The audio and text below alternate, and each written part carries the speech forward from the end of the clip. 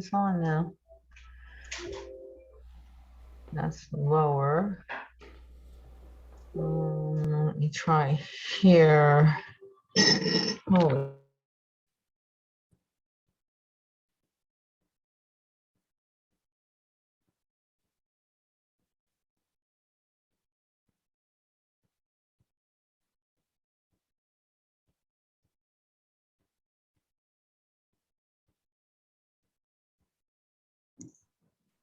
Good morning and welcome to the Unitarian Universalist Congregation of the South Fork. From East Hampton to Riverhead and Shelter Island, I've never seen this before. I don't know if this works we or not. worship and reside on the ancestral lands of the Nantucket, the Shinnecock, the Korchog, and the Manhasset. We take this time to acknowledge the native people who claimed this land as home before European colonization. We honor generations of their care and stewardship with this land and with all the other beings, including plants and animals that share this land. And we honor our relationship with our Shinnecock neighbors today in their continued struggles for sovereignty and justice. Whoever you are, however you vote, whoever you love, whatever your name of the sacred, wherever you are on your life's journey, you are very welcome here. These few last sentences were what sold me on Unitarian Universalism. That's why I'm here.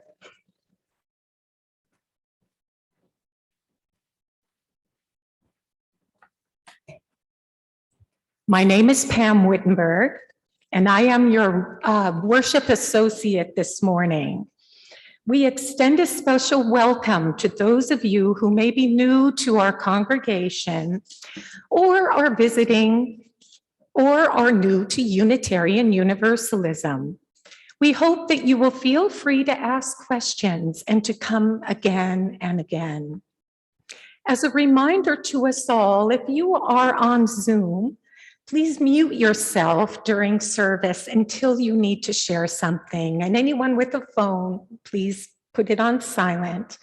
Please also be mindful of how you use chat as a tool to either provide feedback to the whole group or preferably to message someone privately.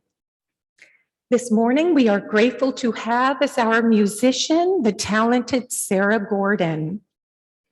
Thank you also to our competent technicians, Carl Wittenberg at the computer controls and Tuna Flores behind the camera.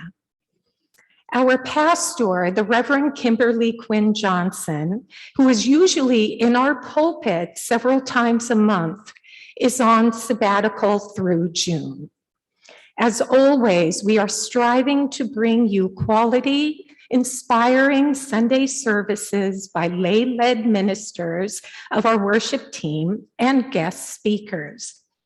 And so it is with great pleasure to have as our speaker a member of our congregation and worship team, Monika Zasada. Monika, as her name is pronounced in her mother country, came to the US 30 years ago from then communist Poland with $10 in her pocket.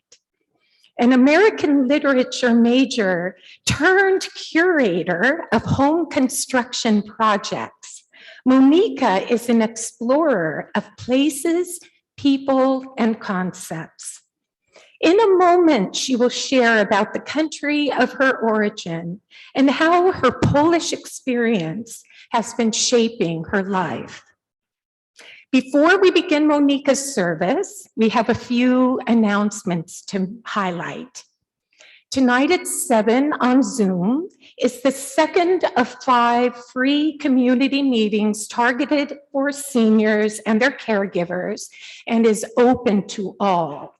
David Holstein will be presenting Finance for Seniors.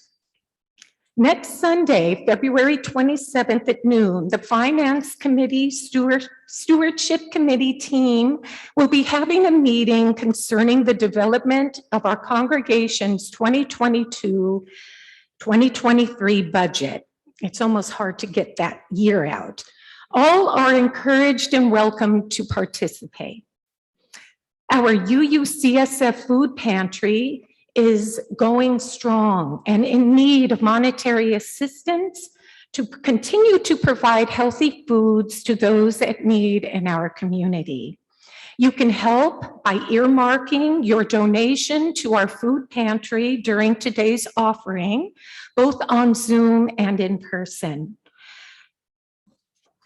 Excuse me. You can find more information about how to connect to events this week in your e-bulletin and on the events calendar on our website.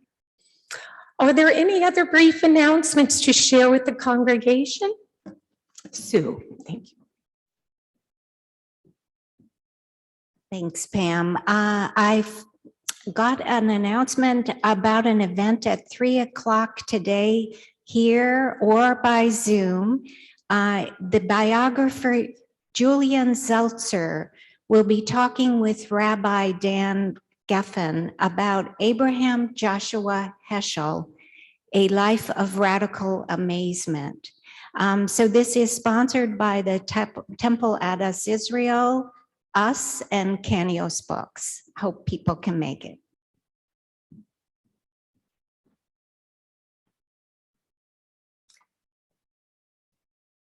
Any announcements on Zoom?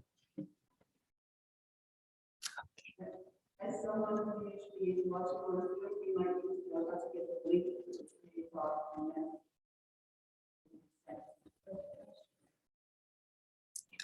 Maybe you could talk to Sue or Ingrid Krinka about the 3 o'clock event. And contact Sue Penny if you're interested in the Canios event. Thank you. If you are visiting for the first time or the 500th time, or you're an old timer like me, and if you are in agreement with our values, our mission, and our UU principles, we hope you will find and make this place a home here. If you have not already signed our virtual guest book, please do so by using the link in the chat, and someone from our Care and Connection team will be in touch with you. That team is led by Carolyn Holstein. There is an online order of service in the chat as well. Now is the time in our service to light our chalice. We light our chalice with words by Dag Hammarskjöld.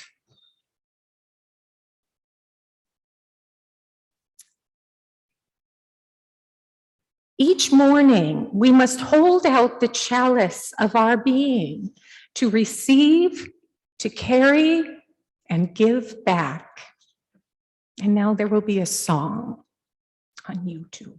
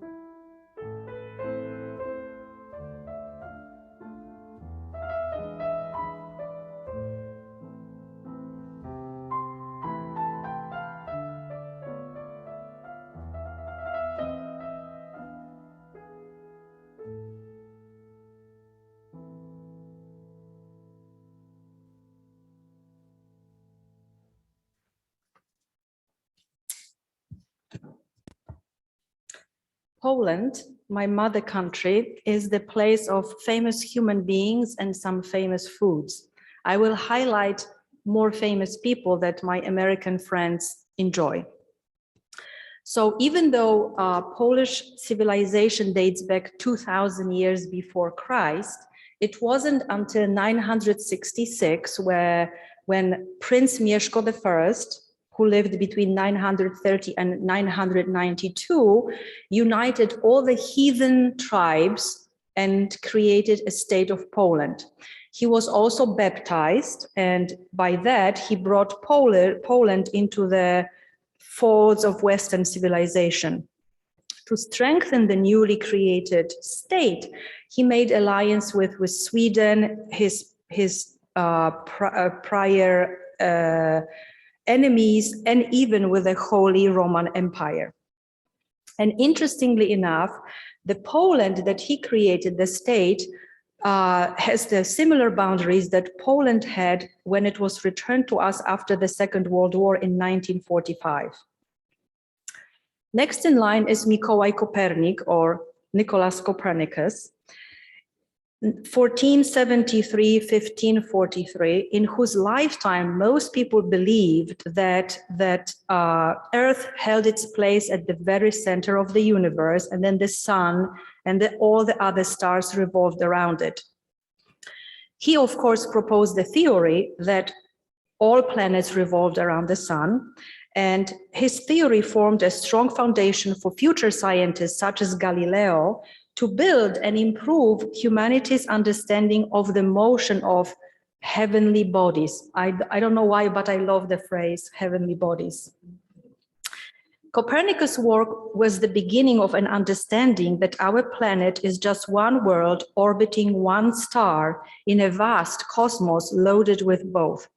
So when I think of what Copernicus' lesson for us could potentially be, was maybe he was saying, hey guys, you are not all that. You are not the center of anything. To me personally, huge relief. Next one is Frédéric Chopin, 1810-1849. He died very young. He was a genius on both accounts. He was a genius piano composer, and he was also a genius of universal appeal. People really loved him. He was also apparently a very shy man who only gave 30 public concerts in his entire life, preferring to be just sharing his music in very private settings in Parisian salons where he moved to France.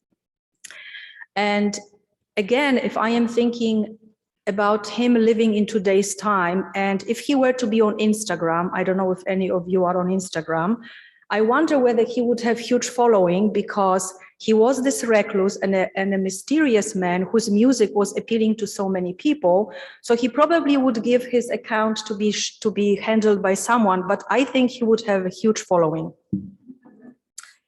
So he was giving these concerts with as little light as possible. And French really claim Chopin for themselves, which of course Polish people had a huge problem with. He is buried in Paris, but his heart is in a crypt in the Holy Cross Church in Warsaw. He is also immortalized, not just in his music, but in something that Polish people take very seriously, which is vodka. I don't know if you know Chopin vodka, which again, my American friends say is better than Grey Goose, French beverage. I don't drink vodka, I couldn't tell you. Next in line is Maria Skłodowska-Curie, 1867-1934. She was a Polish chemist and physicist who conducted pioneering research on radioactivity, and apparently she was the one who coined the term radioactivity. She made huge contributions to finding treatments for cancer, and she was actually the first person to win 2 Nobel Prizes in chemistry and physics. She discovered radium, and during the First World War, she organized field system of portable X-ray machines, helping with treatment of wounded soldiers. She died of leukemia due to the continued exposure to radioactive materials, and all her notebooks are stored due to, again, emitting so many radioactivity still, and probably for thousands of years to come. They are stored in lead-lined boxes somewhere in France, where she is also buried. Now, John Paul II, Cardinal Karol Wojtyła, 1920 to 2005, he was the Archbishop of Krakow. Krakow and Warsaw are two most famous Polish cities, very popular with my American friends. And he became the first Pope in 455 years who was a non-Italian Pope. Now, I want to get out of the way the not so positive things about John Paul II, which was that he was pretty autocratic in his style of governing and very traditional in his interpretations of church teachings on personal and sexual morality. However, I think that the good that he did overweights the bad. So he promoted greater understanding between countries and religions. He campaigned against political oppression, violence, and materialism. And he survived an assassination attempt in 1981.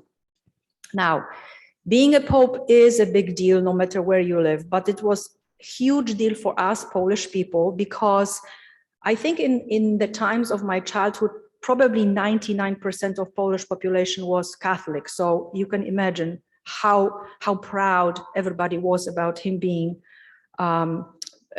Pope. So as the head of the Catholic Church, and until his death in 2005, he issued unprecedented apologies to groups that historically had been wronged by Catholics, most notably Jews and Muslims. And he was also the world's most traveled Pope. So yes, he was the man of contradictions. As I said, on one hand, he was pretty autocratic. On the other hand, he was enlightened in his other pursuits. I decided to forgive him for his shortcomings. And his nonviolent political activism aided the solidarity movement in communist Poland in 1980s. Which brings me to Aleja Valenza, born 1943 and still alive. He was an electrician who literally electrified 10 million of workers and farmers into Solidarity, which was a national federation of unions. He scared the then communist government so much that it imposed martial law in 1981. And I do remember walking on a Sunday morning to church. Of course, every Sunday I would be in church, and the tanks were rolling over the streets of my hometown. It's a totally unforgettable feeling. Lech Wałęsa was awarded the Nobel Prize for Peace in 1983. Then finally, in 1989, Wałęsa refused to form a coalition government with the communists, and the parliament was forced to accept a solidarity-led government. In 1991, Wałęsa became president, and Poland's state-run economy became a free market system. And the country finally said bye-bye to communism. A year later, in 92, I came to the States. So who do we have? So we have a prince who started with heathen tribes. We have an astronomer who dealt with heavenly bodies. We have a pope. We have an electrician turned president, and they are all explorers in their own right. But they have one thing in common, which is Poland. And I don't know if you knew, but Poland was the country that disappeared from the maps of the world for 123 years, from 1795 to 1918. And it was partitioned between three empires: Prussia, Germany, nowadays Germany, Russia, and the Austro-Hungarian Empire. In my second message, I'm going to share my personal memories of the country in which I grew and how it kind of continues to shape my experiences wherever it is that I live. Thank you.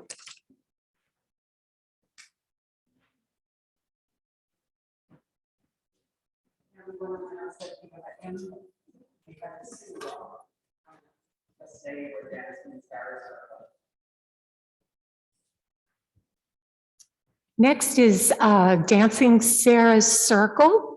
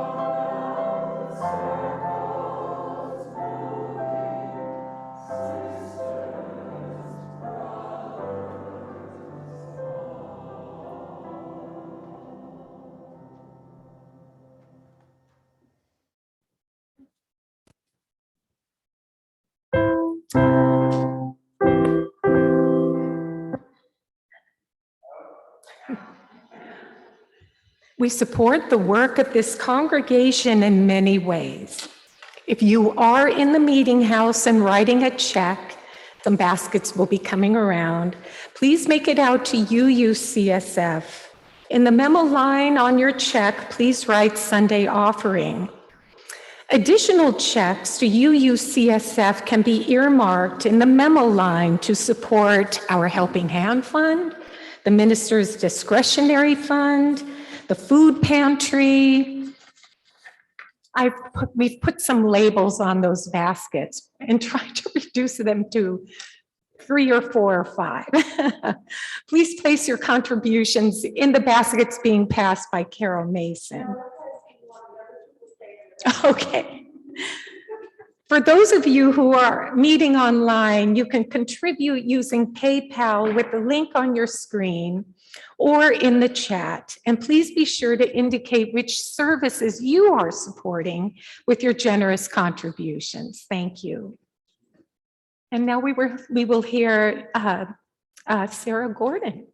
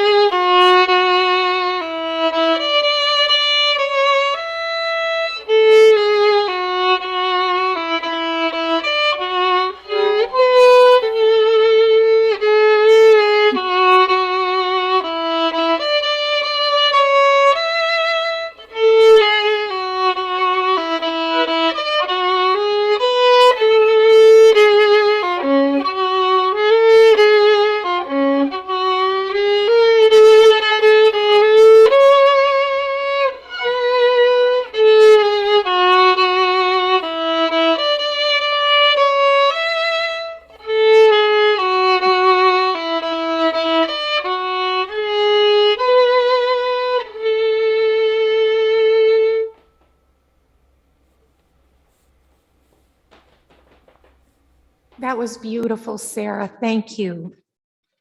Now is the time in our community of shared faith when we share the deep joys, sorrows, and concerns of our hearts. Because we are worshiping both in person, on Zoom, and maybe on the phone, we will begin with the joys and sorrows of those of us in the meeting house, and then with those of you on Zoom and on the phone.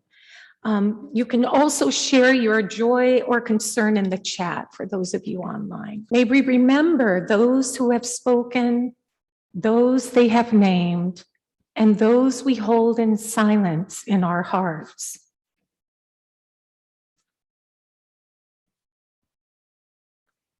Before we go into silent meditation and breathe for the next few minutes, please listen to an excerpt by Mary Oliver. The world offers itself to your imagination, calls to you like the wild geese, harsh and exciting, over and over announcing your place in the family of things. A moment of silence, please.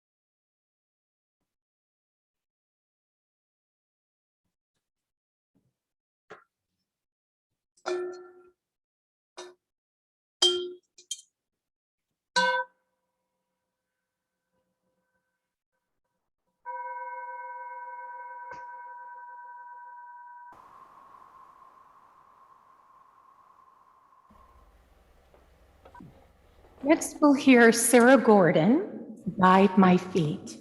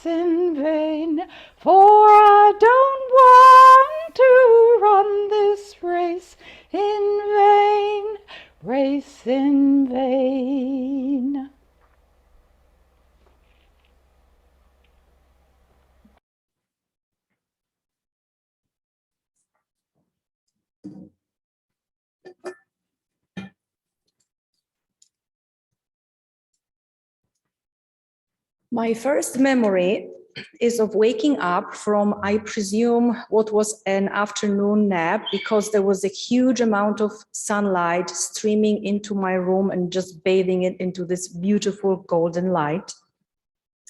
And I have this feeling of being in the place in the world that was mine, having my place in the world, home.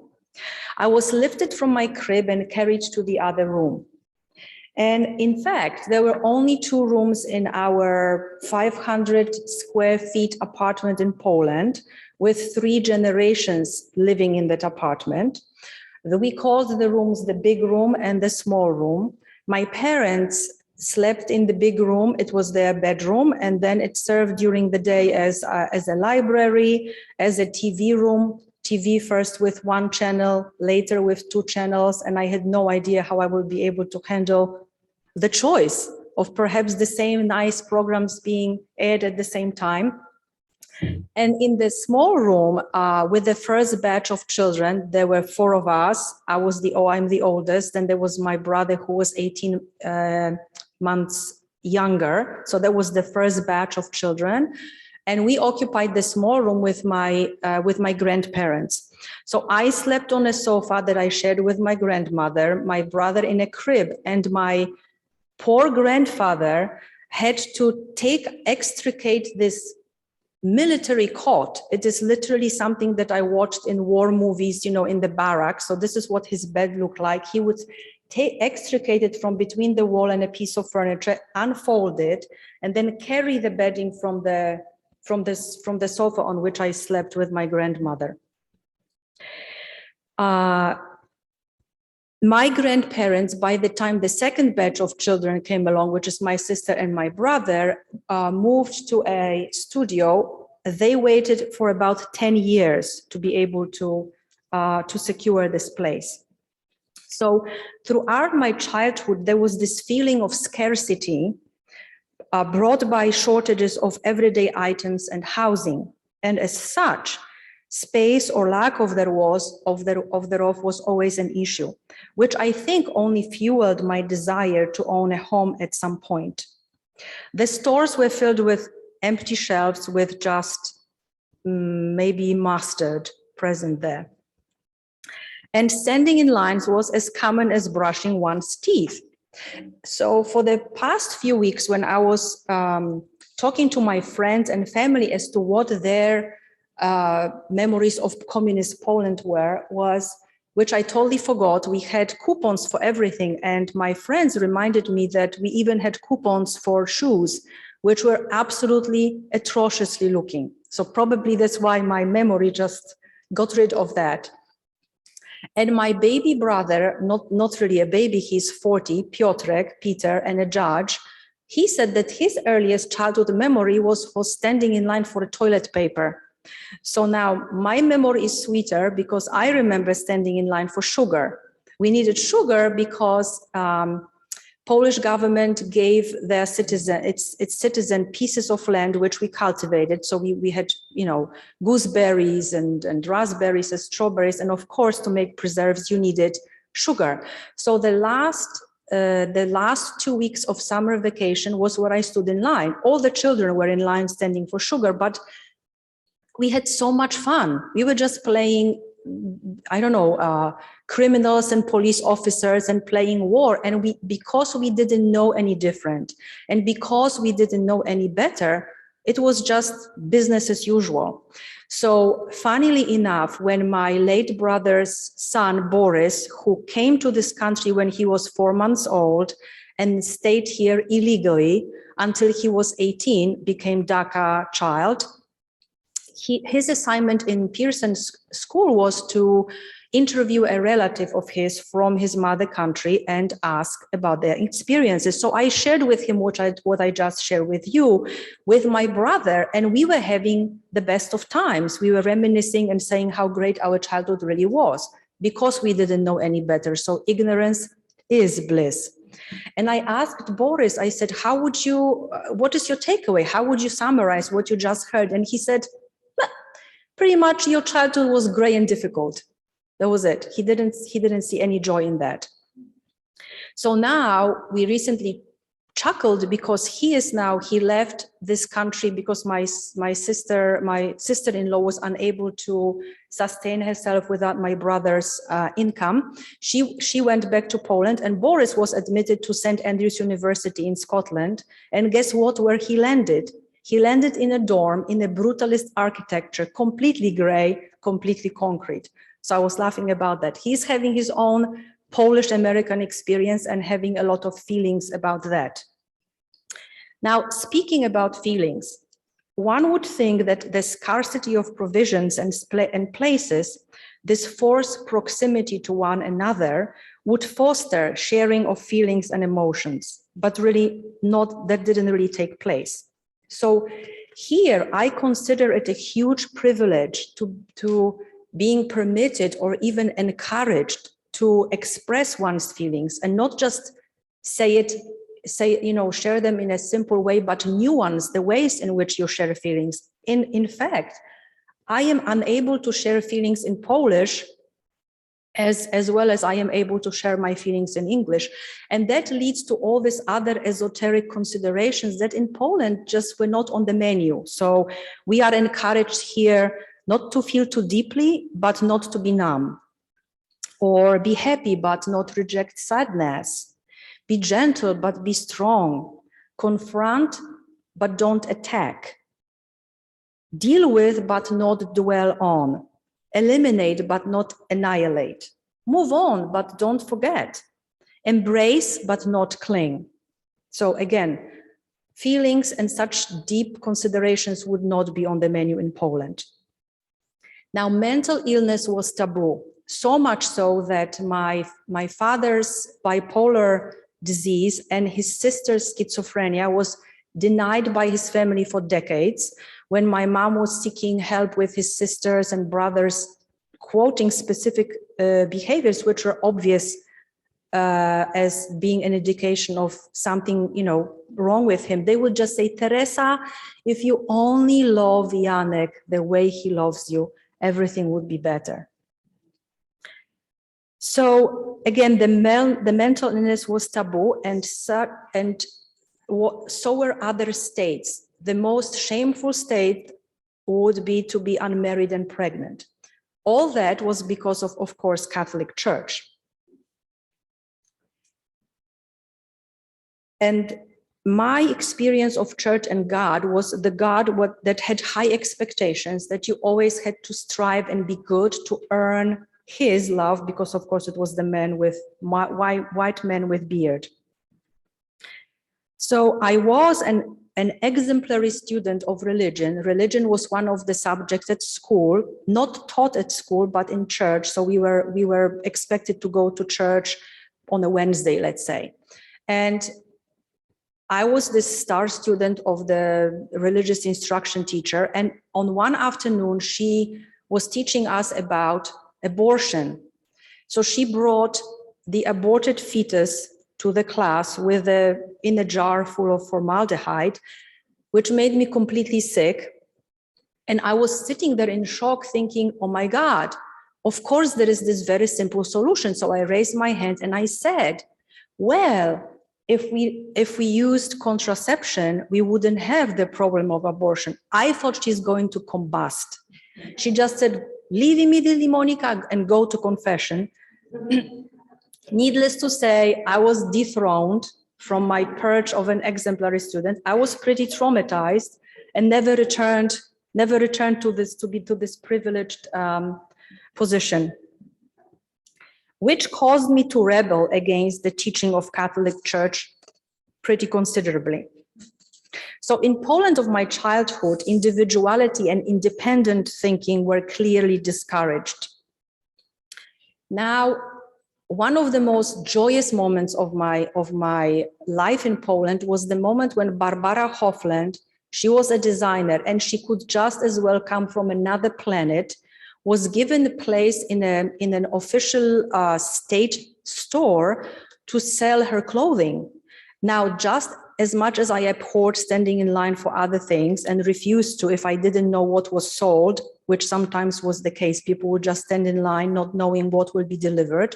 But everyone assumed, no matter what it was, if you needed pajamas, but happened to get underwear, someone would definitely need underwear. So you would sell it or exchange for something. I did not mind standing in for hours in line for Barbara Hofland's creations. They were so different. They were so imaginative, so much different and imaginative that I was sent home from school because I was wearing one of her things. So again, being different, not encouraged in Poland. Now, Alina is my best friend. Both our fathers were surveyors, and in Poland, certain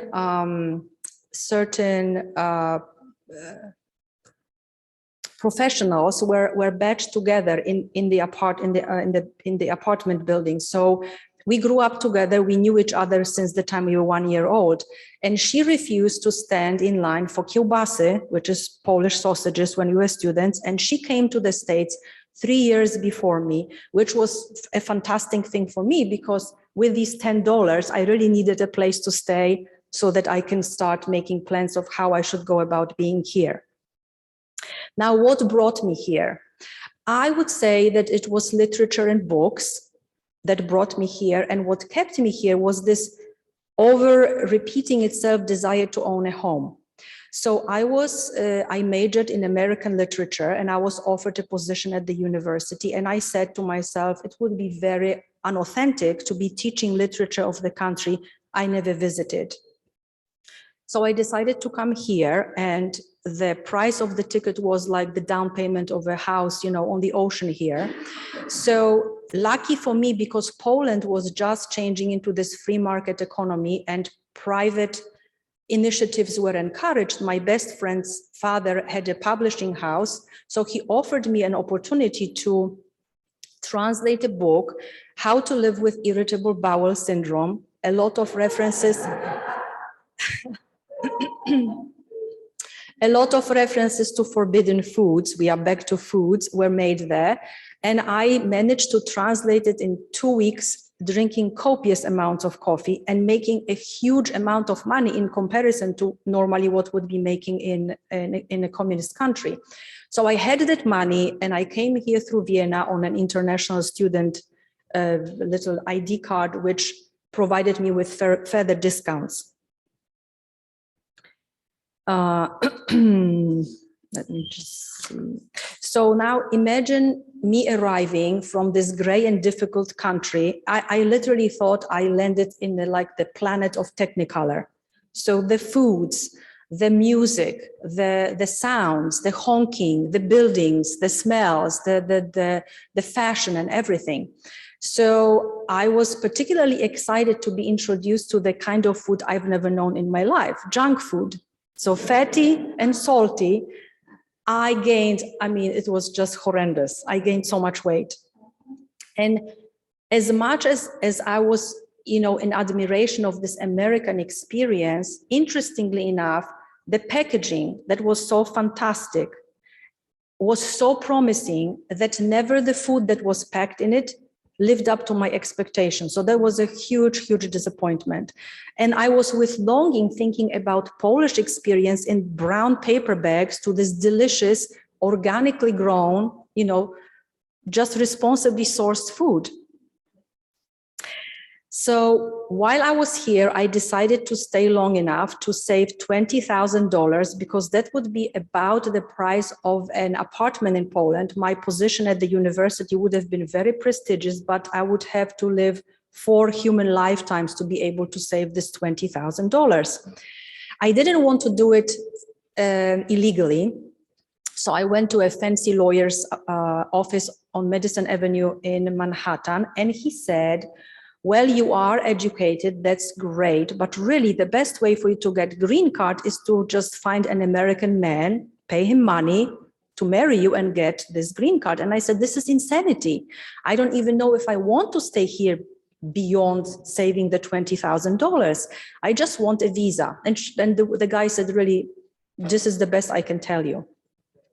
So I was introduced to a Polish man who did have a green card, and I went to meet him to offer this, to have this business deal with him, to pay him some money. As a Polish man, I kind of figured and as someone who was referred to me, I was more trustful than I would be to some American stranger. And he said, oh, I don't want any money. And I told him, you are an idiot. This is a business proposal. Well, we started dating and we fell in love. So it saved me some money. And because I did have $20,000 shortly thereafter, I decided to go to Poland. So I packed all my Ralph Lauren sheets and Crate and Barrel, you know, coffee cups and whatever American thing I was in love with at the moment. And I shipped, I think, 11 huge cardboard boxes to Poland, making my mom absolutely ecstatic that I am coming home after all. And as the last hooray, I decided to go with my then boyfriend and our mutual friend to LA for vacation. While there, the friend, Johnny, who was in absolute love of American culture and history, said, we are here, why don't we go and see the Grand Canyon? It's not that far. So on a late afternoon, in the middle of nowhere, we were stopped by an uniformed officer, and he said, can I see your passports, please? And I just said, officer, are we crossing the border? But this is not our intention. We are just on our way to see Grand Canyon. And he said, no, this is just a routine control. So all I had was a credit card, because I'm always a fiscally responsible person. So we used the credit card to rent the car. We used Johnny's Rhode Island driver's license. He was driving the car, and my boyfriend had absolutely no document to show whatsoever. I don't even know how he got on the plane, come to think of it. So the officer takes it, he goes to this shack, and we are waiting 10 minutes. I thought I'm going to die. I was never really in serious trouble. And he comes back after 10 minutes. He points at me and he says, you entered this country in February 1992. You overstayed your welcome by 4 years. You are arrested. Same for Johnny and my boyfriend. You are free to go. So I ended in jail. I spent the night in jail. You are harboring a fugitive, and eventually got permission to voluntarily leave the country in lieu of deportation within 6 months. But we get married with my boyfriend. Eventually, I got the green card, and here I am.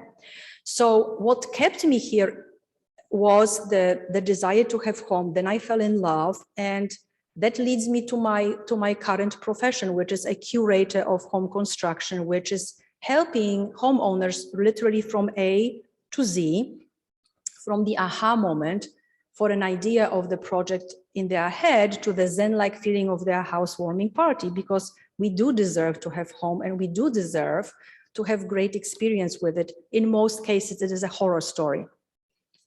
So now, when you think of it, our home is one of the biggest, if not the biggest investment of our lives, both emotionally and financially, right?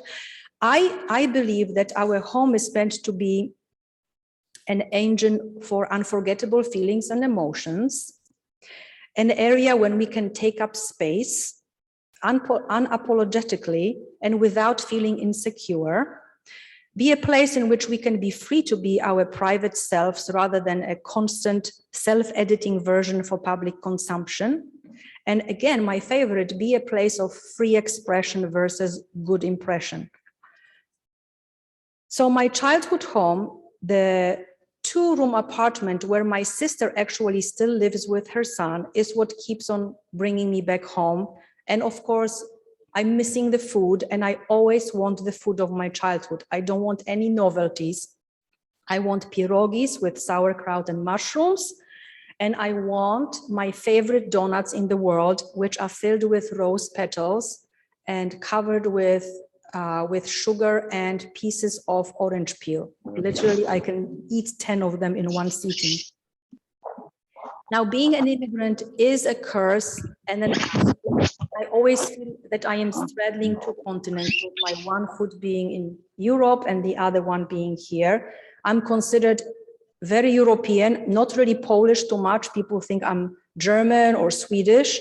And in Poland, I am viewed as very Americanized. So the verdict is yours. Thank you.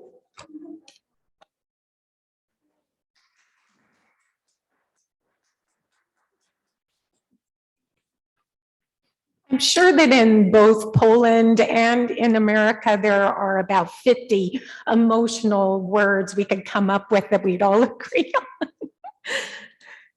Next, thank you so much, Monika. Next is Come Yet Again Come on YouTube. Thank you, Carl.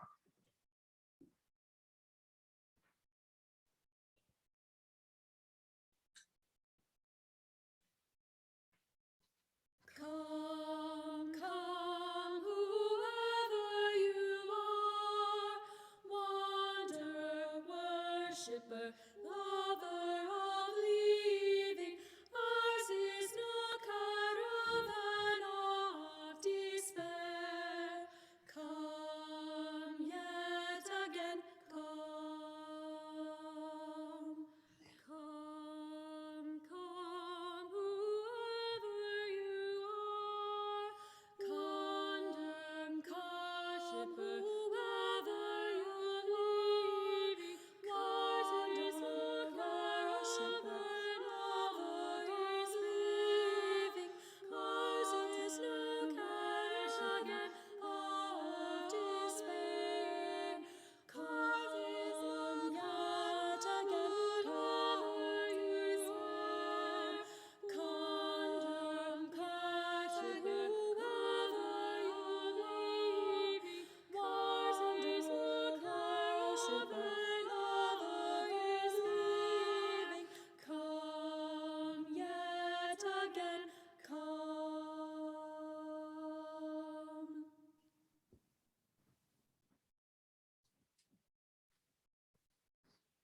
Before we have our closing words and benediction, we invite you to remain in the room and join us for informal conversation after this worship is over, so that we can all get to know each other better. In closing, I chose the following words by Lao Cha, one of the great Chinese sages, to highlight Monika's work as a curator of home construction projects. His poem is entitled The Space Within. 30 spokes share the wheel's hub. It is the center whole that makes it useful. Shape clay into a vessel. It is the space within that makes it useful. Cut doors and windows for a room. It is the holes that make it useful. Therefore, profit comes from what is there, usefulness from what is not there. We extinguish this flame, and now we'll do our benediction if it's up on the screen. We extinguish this flame, but not the light of truth, the warmth of community, or the fire of commitment. These we carry in our hearts until we are together again. And Sarah Gordon.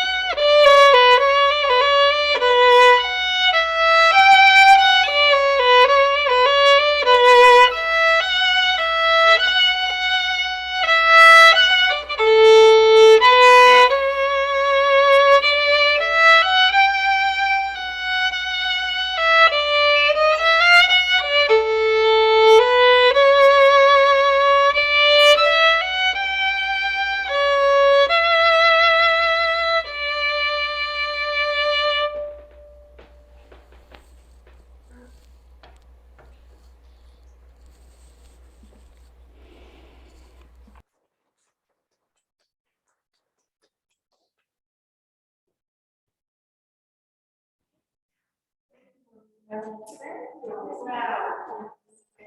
what's your birthday? What's your birthday? What am I? A little, like, what's the word? A little of this and a little of that. You know, whatever. Well, and here, it's A like, little bit of the area, a little bit of the. yeah, we're lucky that I A little bit of, you know, a very,